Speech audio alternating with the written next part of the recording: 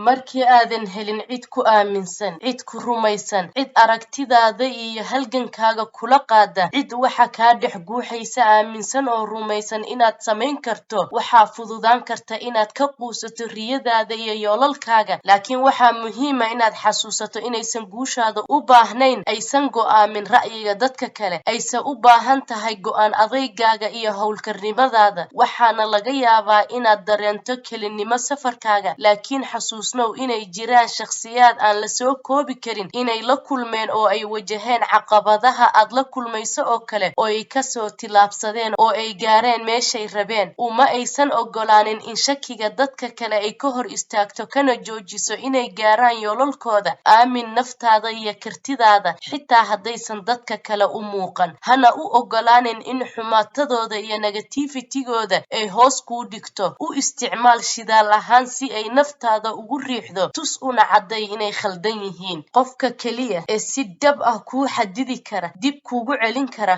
waa naftaada. sow ha u ogolaanin in cid kale dib kuu celiso. ogow, guushu ma aha bardhamaadka safarka, ee waxaa laga yaabaa inaad ku turunturooto, oo aad ku dhacdo, oo aad ku jabto, oo aad la kulanto caqabad walba safarkaas dhexdiisa. laakiin waxaa muhiima inaad hore usii socoto ee aadan gadaal soo jaleecin. rumaysan naftaada iyo riyadaada, waxaadna gaaraysaa haybad. ee ha isdhiibin, dadka kalena yaanun ku niyad jabin. horay u soco, una cadday naftaada iyo adduunkaba inaad gaari karta wax walba aad rabtid. waxaan idinka tegayaa dhammaantiin fi amaanillah. assalaamu calaykum waraxmatullaahi wabarakaatuh.